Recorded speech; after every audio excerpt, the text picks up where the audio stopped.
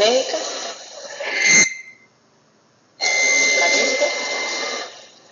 magíster, candidata a magíster, profesora asociada, lo que dicen, todo es médica y médica toxicóloga. Como que simplemente diga que yo soy Lina Peña y yo no sé.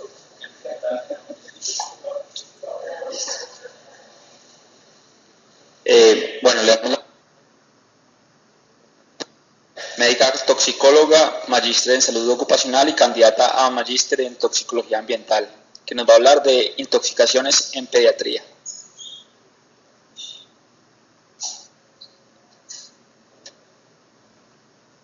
Muy buenas noches. Muchísimas gracias a la Universidad, a la Facultad de Medicina y al programa de extensión por invitarme a participar aquí con ustedes de este importante curso. Yo, como ya me presentaron, yo soy médica toxicóloga, trabajo para la Facultad de Medicina en el Departamento de Farmacología y Toxicología, específicamente en una dependencia que se llama CIEMTO. El CIEMTO es el Centro de Información y Estudio de Medicamentos y Tóxicos. Es posible que muchos de ustedes hayan tenido la oportunidad de llamar a consultar qué hacer en caso de cuando enfrentan un paciente intoxicado. Y bueno, de pronto han tenido la oportunidad de hablar conmigo. Para quienes no conocen el CIEMTO es un proyecto de extensión que se hace con recursos de regalías y en el cual, además de prestar asesoría en casos de intoxicaciones, realizamos proyectos de investigación relacionados con tóxicos y medicamentos. La línea salvavidas, que ahí tienen el número 300-303-8000, funciona a las 24 horas del día, los 7 días de la semana. Vamos a hablar hoy entonces de intoxicaciones en pediatría. Es importante mirar primero unos aspectos epidemiológicos que nos van a permitir comprender muchos de los asuntos que vamos a tratar hoy. Todas las estadísticas y los datos epidemiológicos que vamos a mirar corresponden a estadísticas internacionales. El motivo de esto es que el país, desde el punto de vista de la vigilancia epidemiológica en toxicología, todavía está en un nivel muy incipiente. Si miramos las estadísticas del American Association of Poison Control Center, una entidad que agrupa los centros de información toxicológica de los Estados Unidos, ellos tienen un sistema de vigilancia epidemiológica que se llama el National Poison Data Center. Cada año se publican los registros de todas las intoxicaciones que son reportadas a este sistema por vía telefónica en todos los Estados Unidos. Las estadísticas del año 2015 salen a finales del 2016, de modo que yo les voy a mostrar las que están vigentes, que son las del 2014, que fueron publicadas a finales del año pasado. De 2 millones, casi 2.200.000 intoxicaciones o cuadros de posibles intoxicaciones reportadas a este sistema de vigilancia epidemiológica en toxicología, más o menos un 50% de ellas ocurrieron en niños, como vemos acá, en niños menores de 6 años. Si extendemos la edad de la infancia hasta los 18 años, vemos que el 62% de estas intoxicaciones corresponden a personas menores de 18 o 19 años. Como es de pronto conocido por todos, la principal ruta de exposición, independiente de la edad que estemos considerando, es la ruta al que se relaciona más, que se corresponde aproximadamente con un 80% de los casos. Si miramos entonces la distribución por sexo, vamos a ver que en esto de las intoxicaciones existen dos picos importantes. Hay un pico importante en la infancia, entre los 2 y los 3 años, y como vemos en rojo en rojo los hombres y en azul las mujeres, en el pico en el grupo poblacional de menores de 12 años son los hombres los que se intoxican más que las mujeres. Cuando vamos a la edad por encima de los 13 años, entonces vemos que en este grupo poblacional, desde los hasta el final de la vida, son más frecuentes las intoxicaciones en las mujeres que en los hombres. Si miramos entonces causas intencionales y no intencionales, podemos observar cómo, entonces mirando acá los grupos de edad, aquí tenemos la edad de menores de 6 años, los adolescentes, los adultos y ya para todas las edades, vemos cómo entonces En el grupo de menores de 6 años, el 91% de las exposiciones o de las intoxicaciones son no intencionales. Cuando aquí dicen intoxicaciones no intencionales generales, estamos hablando del caso típico del niño que accidentalmente, o del caso típico de la persona que accidentalmente se expuso a una sustancia. Porque ahí vemos todas las otras consideraciones que podemos tener, ocupacionales, por picaduras o mordeduras de animales, por intoxicaciones alimentarias, ocupacionales. Entonces vemos cómo en el grupo de las no intencionales, el 91% en los menores de 6 años es no intencional. Si venimos a las intoxicaciones intencionales, entonces vemos como en este sistema, para la edad de los menores de 6 años, no hubo ningún caso reportado. Y eso lo vamos a tener en cuenta un poco más adelante. Pero cuando venimos a los adolescentes, entonces vemos que ya el 41% de los supuestos intentos de suicidio se presentan en este grupo poblacional, en el grupo de los adolescentes.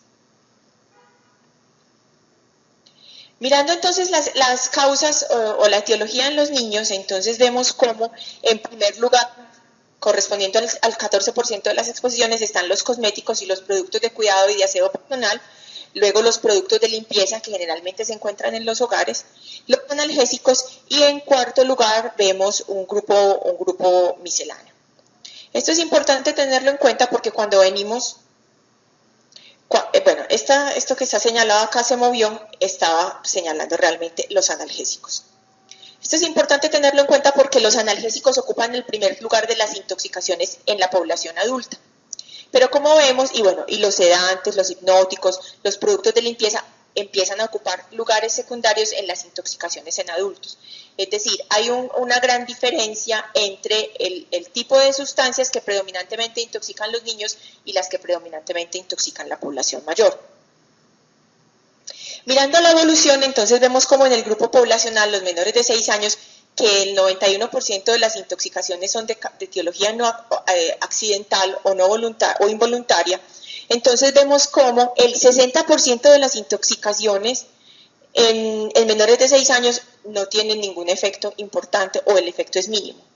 Cuando ya nos venimos a la población adolescente, vemos que casi un 20%, entonces ya vemos acá como vemos un cambio en el comportamiento.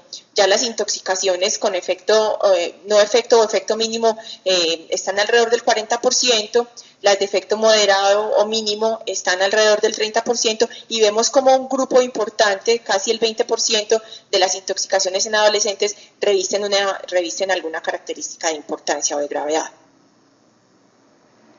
Es importante mencionar y relacionado con eso de que la mayoría de las intoxicaciones en menores de 6 años son de poca magnitud y son más o menos un 60% de las intoxicaciones en este sistema de vigilancia. Intoxicaciones en menores de 6 años, el 85% de los casos se vigilan en casa. Los pacientes, la familia llama por teléfono, le dan las indicaciones y se le hace un seguimiento telefónico a estos pacientes y vemos que el 85% pueden manejarse en el hogar, o sea, no tienen que ir al hospital, dado que la mayoría de los casos no reviste una gravedad importante.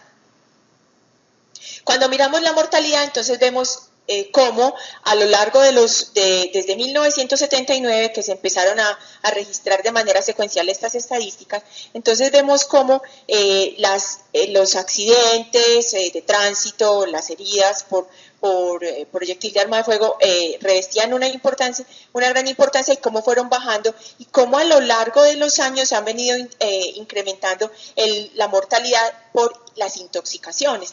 Esto es una estadística global, no es exclusivo para los niños. Para el año 2011 se reportaron 42.500 casos de muerte y el 33% de estos casos fueron relacionados con el consumo de medicamentos, es decir, les digo que esto es una estadística global y compromete también los adultos y como vimos, los analgésicos son una causa importante de intoxicación en este grupo poblacional, no en los niños sino en los adultos.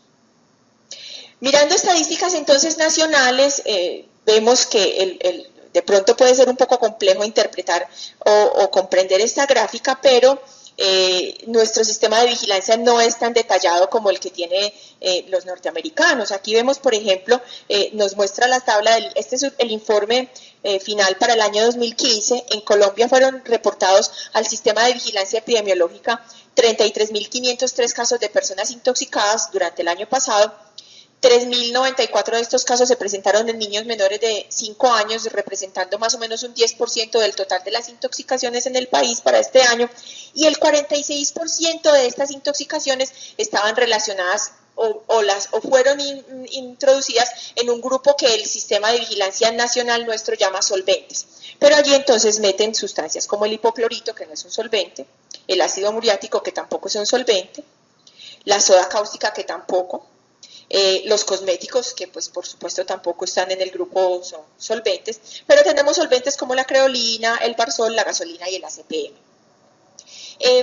Nuestro sistema de vigilancia epidemiológica, como les digo, entonces todavía tiene pues un gran camino por recorrer, pero vemos entonces que aquí hay 7 o 8 grupos de sustancias importantes para vigilar desde el punto de vista epidemiológico en nuestro país.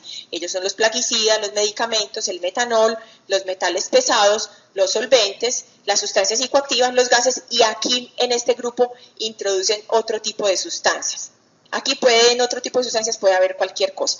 Si miramos entonces en el grupo de los solventes y vemos esta línea que llama la atención, corresponde al grupo de edad comprendido entre 1 y 4 años, que como les dije, el 46% de las intoxicaciones en este grupo poblacional es por esta etiología, por lo que llama el sistema nuestro los solventes. En las intoxicaciones en niños, entonces, para la edad pediátrica, tenemos como una clasificación grande, macroscópica, por llamarla de alguna manera, que divide el riesgo de intoxicarse en la infancia en 2 grupos grandes, los menores de 5 o 6 años y los adolescentes. Característicamente, las intoxicaciones en los más pequeños, en los menores de 5 o 6 años, son no intencionales, de mínima o nula letalidad, de baja toxicidad, generalmente la persona se expone a pequeñas cantidades, el cuadro clínico no es importante, habitualmente se presentan en el hogar o ocurren en el hogar, el pronóstico es muy favorable y los pacientes suelen estar asintomáticos o mínimamente sintomáticos, como ya pudimos ver. El otro grupo es el de los adolescentes, que es un espectro completamente opuesto. Las intoxicaciones tienden a ser intencionales, con varias sustancias o con una sola en gran cantidad. Generalmente el cuadro clínico reviste mayor gravedad. No siempre se presentan en el hogar, muchas veces se presentan en el colegio, en la calle o en otros sitios. El tiempo de evolución y el tiempo de hospitalización, por ende, como son más graves, puede ser mucho más prolongado, y el manejo obviamente va a resultar más complejo. Es importante mencionar que en los niños, independiente de que sean niños pequeños o adolescentes, también se pueden presentar intoxicaciones criminales o por maltrato. Aquí hemos tenido casos, por ejemplo, de madres que por alguna circunstancia necesitan salir el viernes por la noche de la casa y entonces le dan a sus hijos algún sedante y dejan al niño solo en casa. Hemos tenido algunos casos de intoxicaciones graves e incluso de muerte por esta circunstancia. La madre no tenía la intención de matar al niño, el niño murió y entonces estamos hablando de un homicidio. Y en este caso se cataloga como a la madre la acusan de maltrato. Esto ya lo miramos un poco, entonces las sustancias implicadas y las que causaron más toxicidad, teniendo en cuenta estas 2 grandes divisiones que estamos considerando, entonces en los más pequeños, los productos de limpieza, los cosméticos y productos de uso en el hogar, los cosméticos y los analgésicos, y las que causaron más toxicidad, entonces fueron obviamente los sedantes y los medicamentos de la familia de los antihipertensivos, los medicamentos cardiovasculares y todos aquellos medicamentos con algún efecto psicoactivo. Y ya para los adolescentes y los niños más grandes, entonces tienen importancia los analgésicos y todos los medicamentos con efecto psicoactivo, y las que causaron más toxicidad entonces entran a jugar un papel importante, por ejemplo los alcoholes y las sustancias psicoactivas. ¿Por qué los niños están en riesgo? Bueno, los niños son exploradores natos, los niños más pequeños se llevan todo a la boca, y hay otras circunstancias que tenemos que entrar a considerar. Muchas veces los niños más chicos quedan al cuidado de niños o de sus hermanos más grandes, o puede haber abuso por parte de los cuidadores. Es típica la historia de la empleada doméstica que, para que el niño no moleste, le da un medicamento sedante para tenerlo tranquilito todo el día mientras ella o hace las labores domésticas o bueno, hace otras cosas o no hace nada.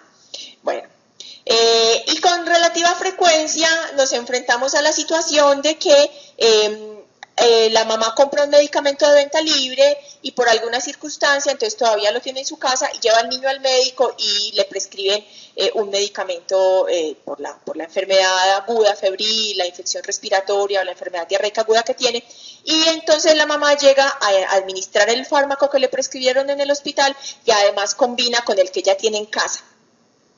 Precisamente esta semana tuvimos un caso similar, un niño con una intoxicación crónica por acetaminofén, porque la circunstancia que les conté, la mamá le daba acetaminofén en su casa de una marca y cuando lo llevó al hospital le prescribieron acetaminofén de otra marca.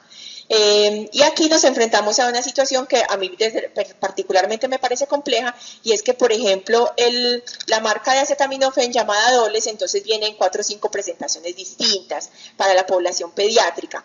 Una mamá que no sepa qué es 0 más, 2 más, 4 más, 7 más, 9 más, podría darle a su hijo cualquiera que se le ocurra comprar o tomar del estante del supermercado o cualquiera que le vendan en la farmacia. Entonces, ya hemos tenido ese tipo de situaciones acá.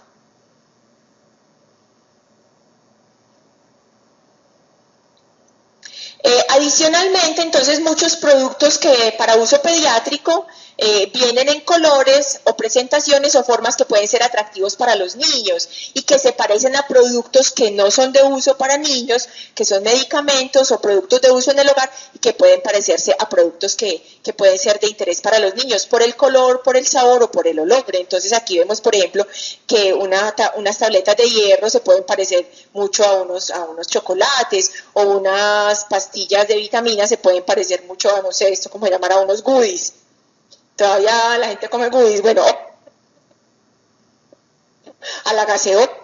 Cualquier niño puede esto debajo de la poceta de su casa, que esto es un refresco de piña, o que esto es una limonada, o que esto es una naranjada, y tomárselo pensando que es una bebida gaseosa.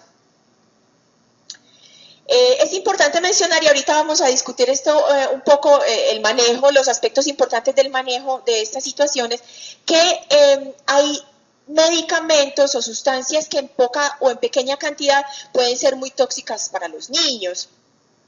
Es el caso, por ejemplo, de los alcoholes, que fundamentalmente un niño expuesto a una dosis pequeña de alcohol etílico puede producirle una hipoglicemia, unas convulsiones y tener secuelas neurológicas, como algunos casos que hemos tenido acá. Los agentes cáusticos y corrosivos, sean ácidos o bases, que ocasionalmente o muy frecuentemente se encuentran en el ambiente doméstico, el ácido muriático, los destaqueadores de cañerías, los limpiahornos. Los hidrocarburos, que también se encuentran muy frecuentemente en el ambiente doméstico. La gente todavía utiliza la CPM o otro tipo de solventes para hacer procesos de limpieza o de calentar fogones o prender mecheros en su casa. Y en las casas de muchos de nuestros ciudadanos existen pesticidas y plaguicidas que son peligrosos, y especialmente, bueno, de pronto los que se usan a nivel urbano no, pero a nivel rural el niño puede estar en contacto con plaguicidas muy peligrosos como el paraquat o los de la familia de los inhibidores de colinesterasa, y hemos tenido algunos casos muy lamentables. Ya hablando desde el punto de vista de medicamentos que en cantidades o dosis pequeñas pueden ser muy tóxicos para los niños, entonces tenemos antidepresivos tricíclicos, tenemos las antinas, tenemos medicamentos cardiovasculares como los betabloqueadores y los calcioantagonistas, los opioides y las sulfonilurias y los hipoglicemiantes orales. También es importante tener en cuenta que existen sustancias con toxicidad retardada. En este grupo es un grupo muy amplio, por mencionar algunos importantes. Entonces tenemos anticonvulsivantes como la carbamazepina, sustancias como el hierro, que tiene 4 fases y la fase más letal se puede presentar 24 o 48 horas más tarde. Todos los medicamentos que vengan en liberaciones retardadas o de liberación prolongada, obviamente los síntomas no van a aparecer inicialmente. Los anticoagulantes que pueden estar presentes en el ambiente doméstico como medicamentos o como plaguicidas, las hormonas tiroideas y los alcoholes y el litio.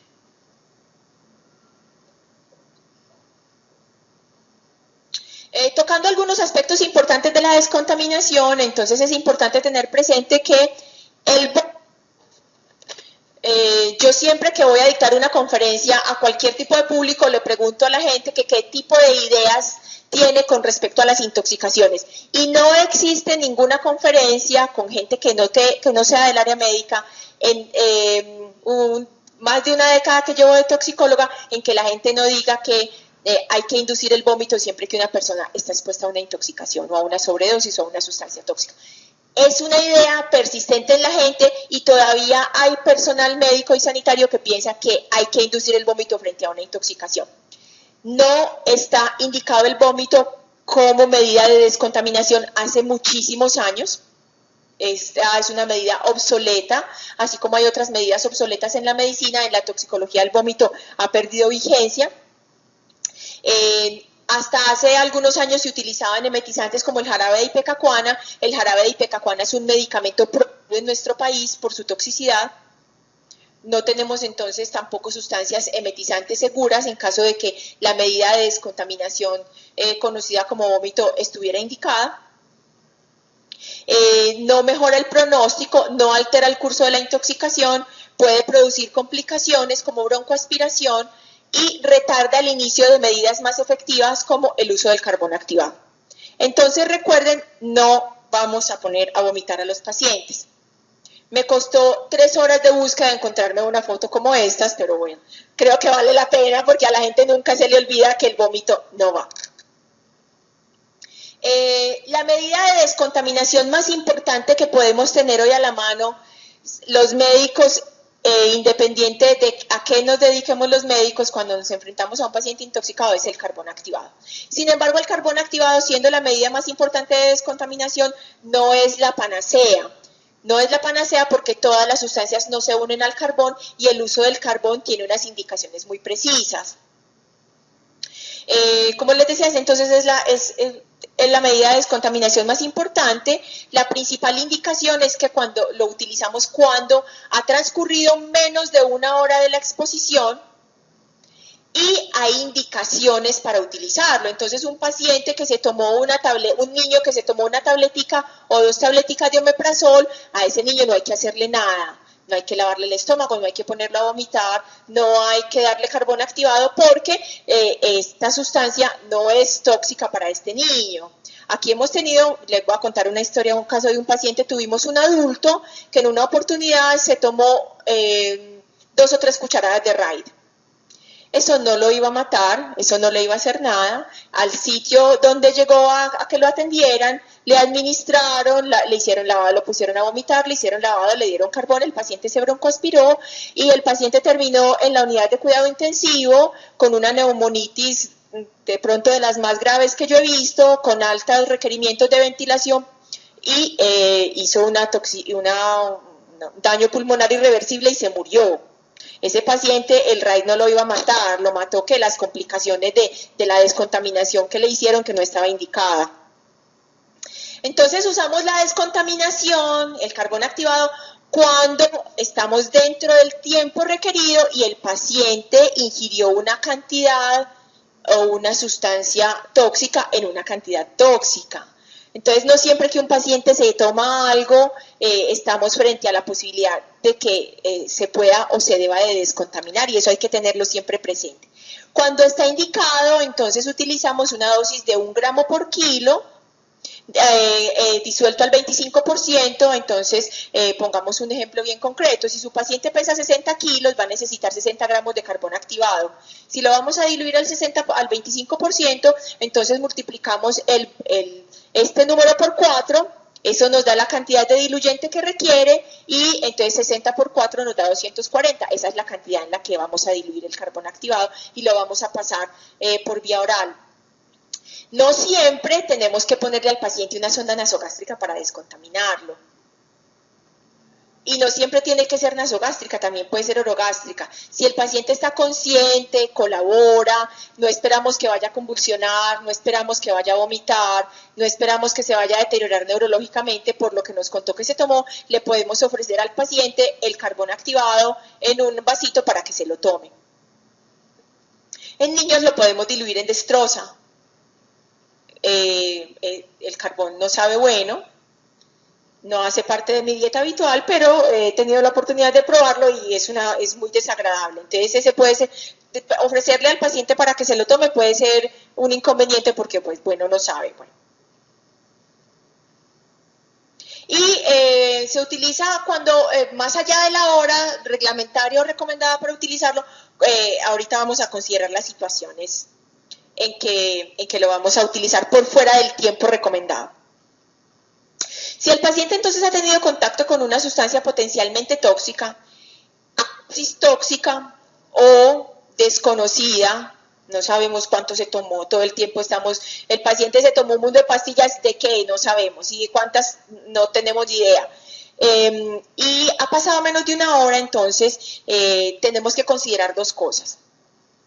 Yo quiero que ustedes se vayan con una pregunta en mente. Si el paciente está asintomático, ¿en el estómago o en los tejidos? En los tejidos. Darle carbón al paciente o hacerle un lavado gástrico, ponerlo a vomitar, ¿le permitirá sacar al paciente la sustancia tóxica de los tejidos?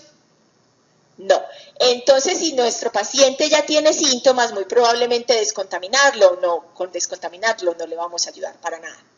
Entonces, si el paciente está asintomático y ha transcurrido menos de una hora, tenemos que considerar la posibilidad de que el paciente haya ingerido una sustancia de liberación retardada o de efectos retardados. El caso típico es el del acetaminofén. Un paciente ingiere una dosis tóxica de acetaminofén y si nos llega dentro de la primera hora, el paciente no va a tener síntomas, porque las manifestaciones tóxicas del acetaminofén aparecen al segundo o tercer día cuando van a aparecer. Si el paciente está sintomático, no recomendamos administrar carbón, por lo que yo les acabo de decir, ya el tóxico no está en el estómago. Aquí tenemos una lista de sustancias que no se benefician del uso de carbón porque el carbón no tiene la capacidad de fijarlas. Entonces en ese grupo tenemos los solventes orgánicos, los alcoholes, los cáusticos ácidos en su forma de bases y ácidos, el cianuro por vía oral, el que se toma una perla, dos perlas, no sé, de cianuro, el carbón activado no le sirve para nada porque en el medio ácido del estómago el cianuro rápidamente se convierte en ácido cianhídrico, se absorbe y se convierte en un gas que va por los tejidos. Entonces, bueno, eso ocurre muy rápido y además de que el tiempo no da, tampoco tiene una buena fijación por el carbón. Tenemos el hierro, los metales, los blanqueadores, la soda cáustica y, como mencionamos, los alcoholes. Y hay algunas sustancias que se benefician de dosis repetidas de carbón activado. Dosis repetidas de carbón activado, el tiempo, la literatura lo ha ido modificando. Las dosis repetidas de carbón activado las podemos dar cada 2, cada 3, cada 4 horas durante 24, 48 o 72 horas, dependiendo de la sustancia que estemos enfrentando. Medicamentos que se benefician de dosis repetidas de carbón activado, entonces tenemos sustancias como el fenobarbital, la carbamazepina, la digoxina, la teofilina, la dapsona, la fenitoína, el piroxicam y las presentaciones de liberación prolongada o repetida. Si tenemos entonces un paciente que ha tenido contacto con una sustancia potencialmente tóxica, a dosis tóxica o desconocida en la última hora, y existe compromiso neurológico de la vía aérea o riesgo de convulsiones, que por características de la intoxicación y la sustancia, el paciente va a hacer deterioro neurológico en los siguientes minutos u horas, entonces, si la respuesta a esta pregunta es sí, lo primero en lo que tenemos que pensar es en intubar al paciente. La desintoxicación o la descontaminación gastrointestinal es una medida secundaria, porque existe el riesgo de que ese paciente que se va a deteriorar neurológicamente o va a convulsionar o va a deteriorar el patrón ventilatorio, cuando esto suceda, el líquido que le estamos metiendo para el lavado o el carbón activado que le estamos administrando se devuelva y se vaya a los pulmones. Entonces tenemos un paciente muy bien descontaminado y muy complicado desde el punto de vista respiratorio. Entonces, si tenemos ese paciente ya, deterioro neurológico, convulsionó, pensamos que va a convulsionar, o lo tenemos con un patrón ventilatorio comprometido, lo que tenemos que pensar primero es en intubar el paciente. La descontaminación pasa a un plano secundario. El riesgo-beneficio, si tenemos, por ejemplo, una gran ingesta, el paciente se tomó 300 tabletas de fenobarbital, lo intubamos y después lo descontaminamos. El paciente se tomó 200 pastillas de acetaminofén, lo intubamos y después lo descontaminamos. Pero no hacemos lo contrario, porque permanentemente nos están llamando a la línea, ya el médico sabe que se tomó el paciente, ve y vos pensás, sí, pero es que me da como cosa, entonces después tiene un paciente broncoaspirado, una intubación difícil y entonces ese es el momento en el que se nos complican los pacientes. Entonces siempre pensar primero en la intubación en esas circunstancias que les dije. Vamos a mirar algunos casos en los que vamos a considerar algunas de las cositas que hemos hablado. Estamos en un hospital de primer nivel y nos traen un niño de 3,5 años que ingiere accidentalmente todo el contenido del frasco de Dolex hace 2 horas. Y por supuesto está asintomático. Mírenlo ahí, sonriente, estaba muy rico el acetaminofén. No he podido pues con esto. Recordemos que la dosis tóxica del acetaminofén es de 140 miligramos por kilo. No sabemos, la mamá no nos sabe decir si era 0 más, 2 más, 4 más, 6 más. La señora no sabe, no se acuerda. La pregunta es, ¿se beneficia de la descontaminación? Han pasado 2 horas. El pico de absorción del acetaminofén se da a los 20 minutos. El paciente está asintomático. No sabemos qué cantidad ingirió, entonces nos tenemos que preguntar, ¿es una dosis potencialmente tóxica? Señora, el frasco estaba un asientico por la mitad, estaba lleno. Son cosas que hay que preguntarle a la mamá o a la persona que trae el niño. Es que el niño se tomó un frasco completo. ¿De qué? No, la mamá no sabe, ve, ¿de qué tamaño era el frasco? Señora, ¿de qué tamaño era el frasco? Señor, era un frasco más o menos como de litro, de medio litro, de como de 100 mililitros.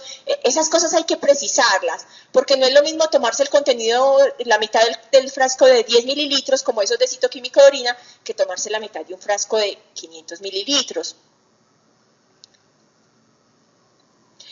En este caso, la respuesta se beneficia de la descontaminación es no. El niño está asintomático, pero ya dijimos que el acetaminofén tiene una absorción muy rápida, el pico de absorción es a los 20-30 minutos. Ya transcurrido este tiempo, probablemente en una presentación de jarabe ya no hay nada en el estómago. Entonces siempre hay que definir, como les dije, la cantidad y la presentación. Si la dosis es tóxica, entonces en este caso tenemos que iniciar el antídoto, la N-acetilcisteína para el caso particular del acetaminofén. Y siempre, si no sabemos qué hacer, hay que llamar a alguien que nos ayude. Entonces, vuelvo y les recuerdo, nos llaman, por favor. La intoxicación por paracetamol, entonces, si tenemos un niño que ingirió una dosis no tóxica, lo vamos a observar, no vamos a descontaminar, estamos hablando de dosis no tóxica. Sin embargo, tenemos que considerar si el niño tiene, por ejemplo, una enfermedad hepática asociada, si concomitantemente estaba recibiendo dosis terapéuticas porque el niño lleva 3 días con gripita o con fiebrecita, entonces la mamá lleva dándole, no sé, 4 o 5 mililitros cada 4 horas durante los últimos 3 días. Ya en ese rango de tiempo estamos hablando del riesgo de la intoxicación crónica por acetaminofén, o si el niño está deshidratado o si está desnutrido. Entonces, hay que valorar estas circunstancias cuando nos enfrentamos a un niño que ingiere una dosis no tóxica de acetaminofén. Si la dosis es tóxica y ha transcurrido menos de una hora, entonces damos una dosis única de carbón activado y iniciamos el antídoto, controlamos transaminasas, creatinina y tiempos de coagulación. Si la dosis es tóxica y ha transcurrido más de una hora, entonces no descontaminamos y igualmente iniciamos el antídoto y hacemos control de paraclínicos. El siguiente caso que vamos a considerar es un niño de 14 meses. La mamá o los padres de familia lo encuentran jugando con un paquete lleno de unas bolitas. Le dice a uno la señora, estaba lleno de unas bolitas de esas que vienen dentro de los bolsos, doctora. Y me encontré que el paquete estaba roto y casi vacío. Y además el niño tenía unas cuantas pepitas dentro de la boca. Cuando usted lo examina, en efecto por allá alcanza a ver unas pepitas, una que le quedó mientras lo traían desde la casa al hospital y el niño está asintomático. Mírenlo ahí, feliz y sonriente. Lo estaban vistiendo, tenía puesto un corbatín, iba para la fiesta de disfraces del jardín y bueno. ¿Qué hacer entonces? Se preguntarán ustedes, ¿qué serán esas bolitas que la señora tenía dentro del bolso? Entonces, ¿qué se estaba comiendo el niño? ¿Será que es tóxico? Eso es lo primero que hay que preguntarse. Esto se llama sílica gel y lo utilizan como para evitar la humedad. Vienen muchas cajas de zapatos, en los bolsos, en las billeteras, bueno, en fin, en muchas cosas. La sílica gel no es tóxica. Entonces siempre es bueno tener a la mano o saberse de memoria las sustancias no tóxicas a las que puede exponerse la gente, y si no la tenemos a la mano, el cerebro ectópico se nos acaba de descargar, no tenemos cómo consultar, entonces por favor llamar a la línea del 100, que ahí con mucho gusto los orientamos sobre qué hacer.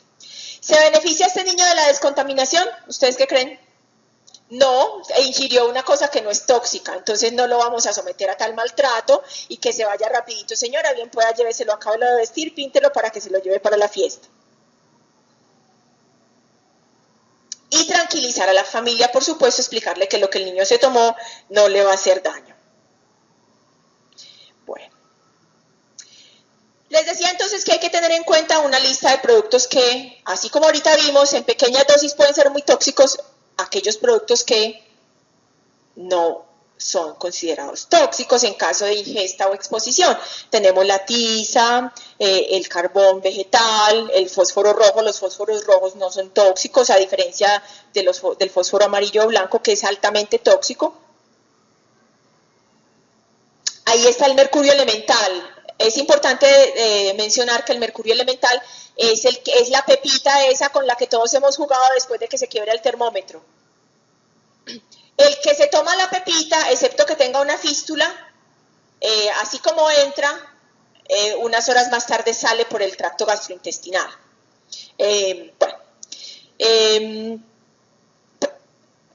No tiene la capacidad de absorber el mercurio metálico o elemental.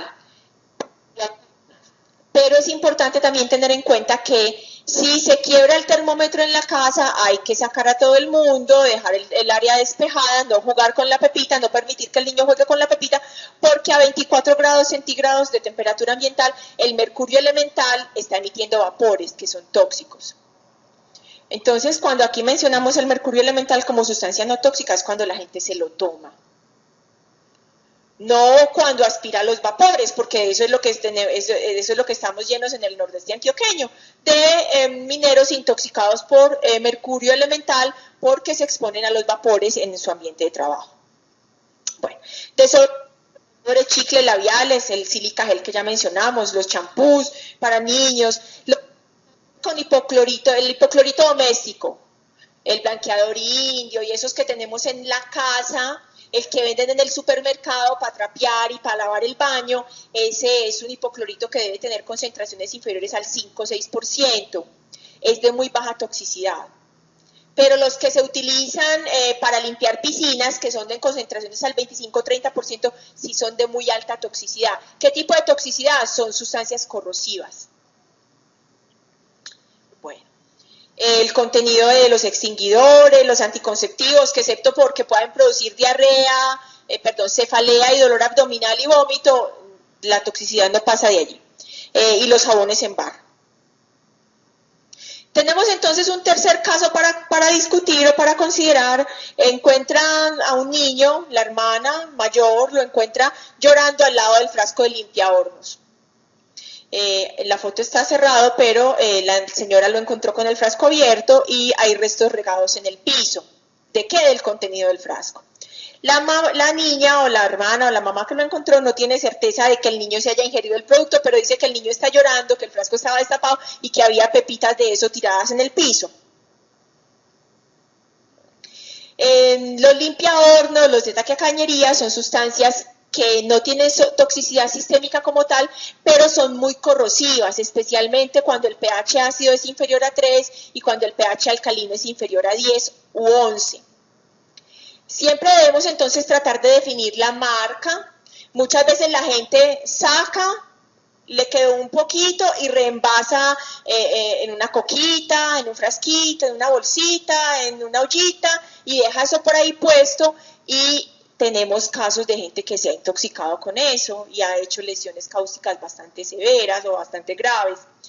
Entonces tratamos de definir la marca comercial, si estaba diluido o no, si estaba mezclado con algo o no, cuánto tiempo ha transcurrido, qué medidas le dieron en la casa. Entonces la gente lo primero que hace es pensar en que la gente vomite, le dan leche o aceite.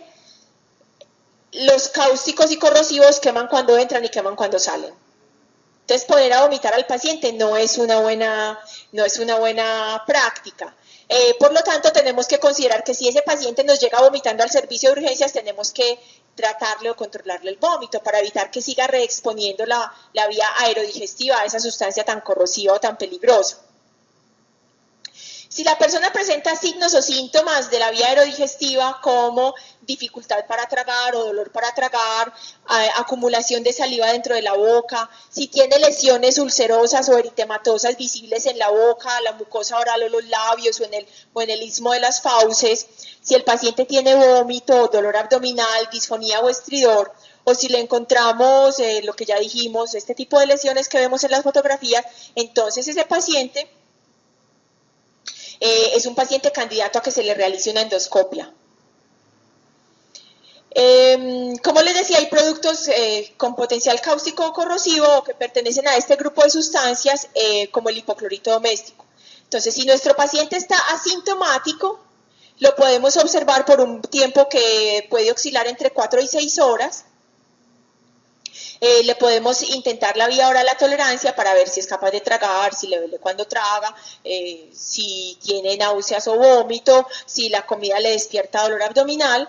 Y si no pasa nada de lo anterior, si el paciente no se compromete hemodinámicamente, no se compromete respiratoriamente, no empieza a verse lo que uno llama, ese paciente está como maluquito y ingirió un producto de baja toxicidad, no tiene síntomas, entonces es un paciente que en 6 a 8 horas podemos darlo de alta para su casa. Pero si el paciente ingirió un limpiahornos o un destaquiacañerías, tiene alguno de los síntomas que mencionamos, entonces hay que tener presente que hay cosas que no se deben hacer.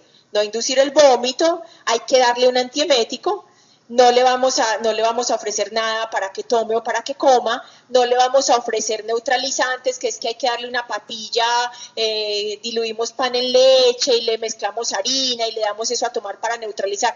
No, los neutralizantes también desaparecieron de la toxicología. Los neutralizantes por vía oral, dar un ácido si el paciente ingirió un alcalino, o dar una sustancia básica si el paciente ingirió un ácido, eso está proscrito de la toxicología hace muchos años. Tampoco damos carbón activado por varias razones, y la principal es que si el paciente tiene úlceras secundarias a la exposición a la sustancia corrosiva, el carbón activado se va a fijar a ellas y cuando hagamos la endoscopia no vamos a visualizar las condiciones en que está esa úlcera o esa lesión. Y idealmente debe hacerse una endoscopia en menos de 24 horas para poder definir el pronóstico y el manejo a seguir. Entonces es un paciente con el que no nos podemos quedar en un primer nivel. Y siempre llamarle SIEMTO. El siguiente caso clínico que tenemos para considerar es entonces una niña de 2 añitos que hace 2 horas estaba almorzando con el abuelito y el abuelito había puesto ahí la pastillita de Adaladoros que le tocaba tomarse con el almuerzo y mientras el abuelito, no sé, le hacía manerías o le daba la cuchara a la muchachita cogió la pastilla y se la tomó.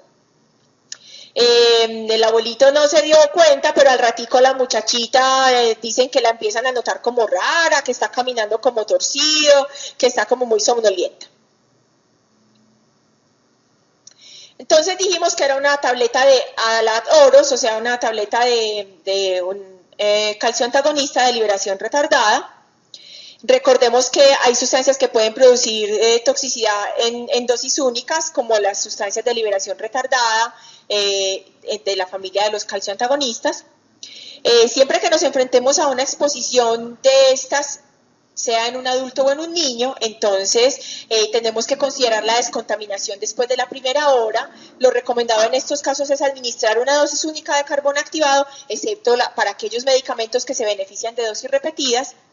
Y lo recomendado sería entonces, después de la dosis única de carbón activado, administrar lo que conocemos nosotros como la irrigación intestinal total, que se hace con un producto que se conoce como, una de las marcas comerciales es el Nulitel y realmente es el polietilenglicol, y para menores de 6 años se da 500 mililitros por hora hasta que el efluente rectal sea claro. Es decir, garantizamos, como es una pastilla de liberación prolongada, entonces damos el carbón va viajando por el tracto gastrointestinal y nos acabamos de cerciorar que con esta irrigación intestinal, recordemos que el polietilenglicol va a producir evacuación intestinal en el transcurso de las siguientes horas.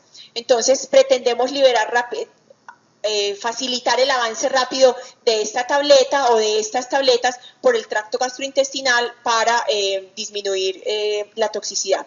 Es importante tener presente que si bien, por ejemplo, un artículo de revisión que hizo la Asociación Americana de Toxicología Clínica, publicado en marzo de este año, sigue recomendando esta medida, sin embargo, no se ha visto que se modifique el pronóstico o la evolución de la intoxicación con esta medida.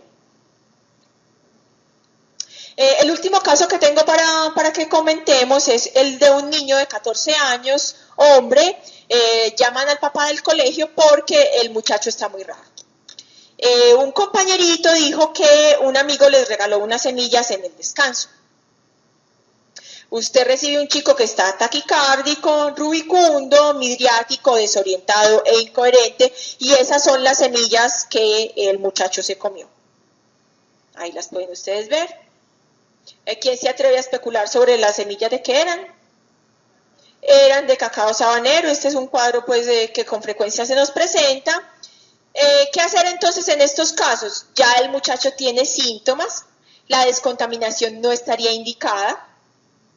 Lo que hay que hacer con este chico es ofrecerle tratamiento de soporte por las características de la sustancia, entonces hay que dejarlo idealmente, eso no es fácil de lograr en un servicio de urgencias, pero idealmente debemos tenerlo en un ambiente tranquilo, con el mínimo, la mínima cantidad posible de estímulos, porque como la escopolamina o estos alcaloides de la belladona producen alucinaciones, los estímulos, el ruido, la luz, el movimiento de gente van a estimular que el paciente se agite o alucine más. Considerando que es un adolescente y que está en una edad en la que los adolescentes experimentan con una cantidad de cosas, una recomendación o un aspecto a tener presente siempre es tomar una muestrecita de orina. Ya en muchos hospitales de primer nivel hay pruebas rápidas para drogas de abuso en orina, y también por la edad de riesgo en la que está, es importante una consejería con la unidad de salud mental, con el psicólogo del hospital, para hablar con el chico sobre si está teniendo dificultades, problemas en su casa, y ofrecerle pues todo el acompañamiento en este tipo de circunstancias cuando sea del caso. Finalmente, entonces, nosotros como médicos podemos hacerle algunas recomendaciones a los padres de familia cuando nos traen al servicio de urgencias un paciente intoxicado.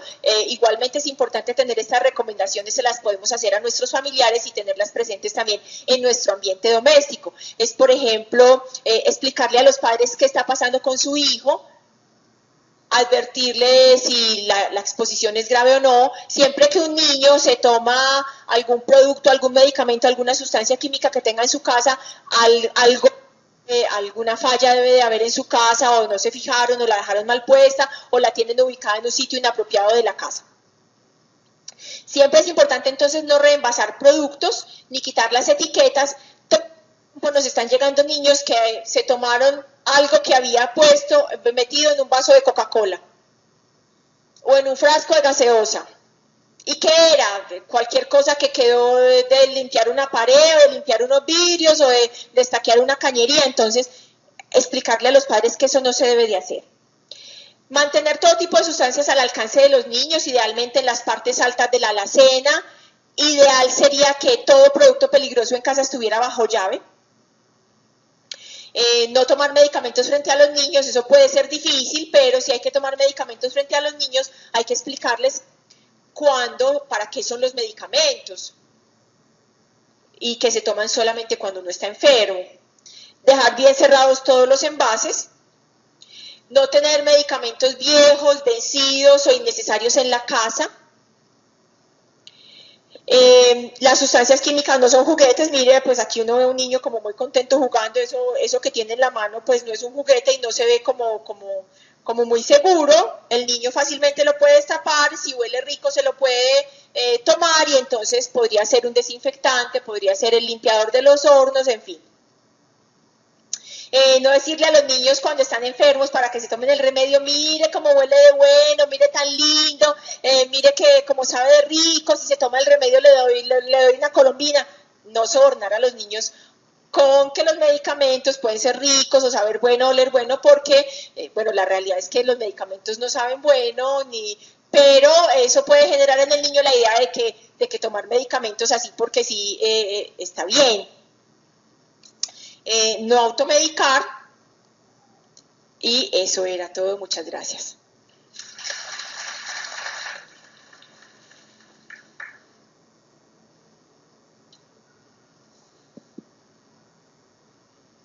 Profe, nos preguntan en el chat por el uso de medicamentos vencidos. ¿Qué implicaciones tiene?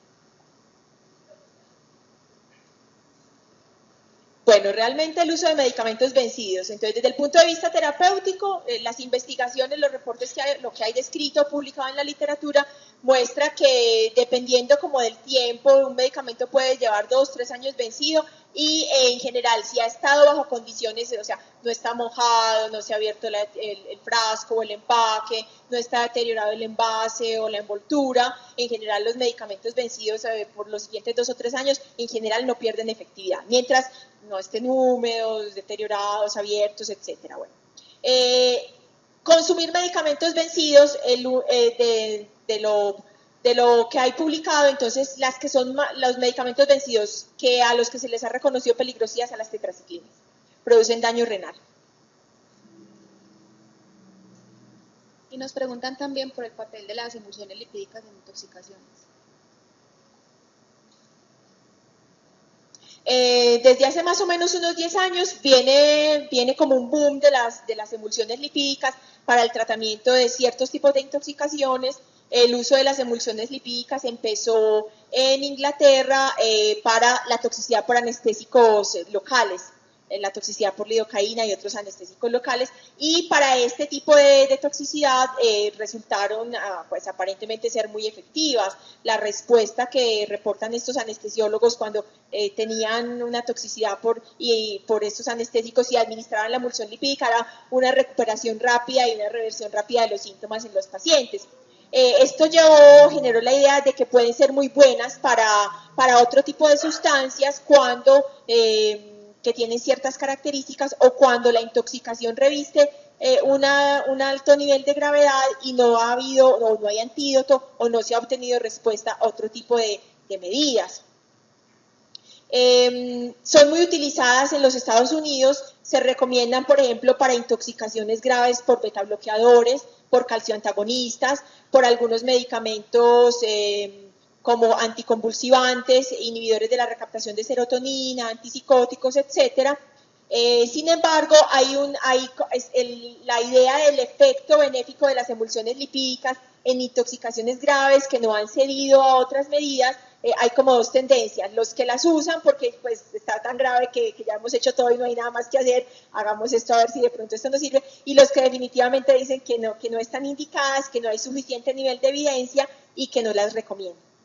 O sea, pues no hay suficiente evidencia como para decir sí o no. ¿Estaría mal usarlas?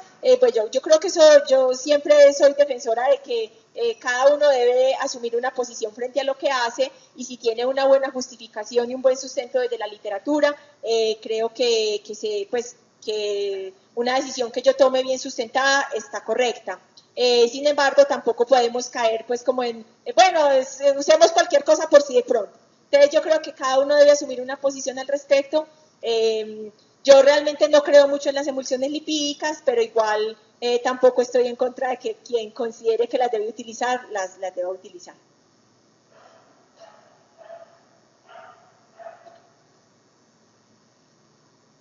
Buenas noches. ¿Hay utilidad de la vitamina E en intoxicación por acetaminofén? De la vitamina E por acetaminofén. ¿De la vitamina E? No.